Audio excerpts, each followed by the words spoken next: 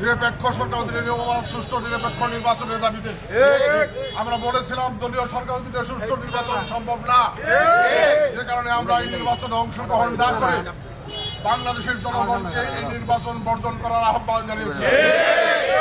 আমরা দেখেছি সারা বাংলাদেশের ন্যায় জামালপুরের সম্মানিত ভোটারবৃন্দ এই নির্বাচন সম্পূর্ণরূপে প্রত্যাখ্যান করেছে। এই নির্বাচনে আওয়ামী লীগের নৌকা প্রতীকে প্রতিদ্বন্দ্বী ছিল আওয়ামী লীগের ঘরানার নেতাকর্মীরা। তারপরেও আপনারা দেখেছেন জামালপুর সদর, মেলান্দ, মাদারগঞ্জ, ইসলামপুর এই তিনটি আসনে আওয়ামী লীগের নৌকা প্রতীকের প্রতিদ্বন্দ্বী প্রার্থীরা এই নির্বাচনে ব্যাপক কারচুপি, ভোট সিল মারা, তাদের এজেন্টদেরকে বের করে দেওয়া, জোর করে ভোট নেওয়ার অভিযোগ করে নির্বাচন প্রত্যাখ্যান করেছে।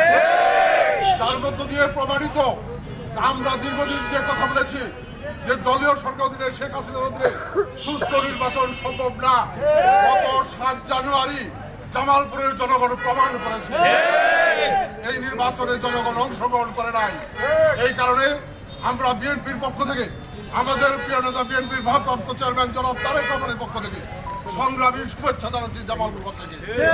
সেই সাথে আহ্বান জানাচ্ছি আমাদের সংগ্রাম গত 7 তারিখের নির্বাচনটি দামি নির্বাচন, দামি প্রার্থী, দামি নির্বাচন। এই নির্বাচনে বাংলাদেশের জনগণের ন্যায় জামালপুরের জনগণ এই নির্বাচন প্রত্যাখ্যান করে কেন্দ্রে না গিয়ে আমাদের এই আন্দোলনকে আরো বেশি উজ্জীবিত করেছে। আমরা গণতন্ত্র প্রতিষ্ঠার সংগ্রামে সফল হব ইনশাআল্লাহ। আমার আগামী দিনে গণতন্ত্র প্রতিষ্ঠার সংগ্রামে যেই কর্মসূচি আসবে আমরা বিশ্বাস করি বিএনপি সহ সকল অঙ্গ সংগঠনের নেতাকর্মীরা জীবন বাজি রেখে সেই কর্মসূচি সফল করবে। জামালপুরবাসী গত 7 জানুয়ারির মতো আগামী দিনেও বিএনপির পাশে থেকে গণতন্ত্র প্রতিষ্ঠার আন্দোলন আগামী দিনে এই সরকারকে পদ থেকে বাধ্য করে নিরপেক্ষ সেনাদিনে আবার সুষ্ঠু নিরপেক্ষ নির্বাচনের মধ্য দিয়ে জনগণের ভোটের অধিকার জনগণের কাছে ফিরে দেওয়ার সংগ্রামে জামালপুরের জনগণ বিএনপির পাশে থাকবে এই প্রত্যাশা ব্যক্ত করে আজকের এই লিফলেট বিতরণ কর্মসূচিতে যারা শরীক হয়েছেন সকলকে সংগ্রামী শুভেচ্ছা জানিয়ে আমি আমার বক্তব্য শেষ করছি।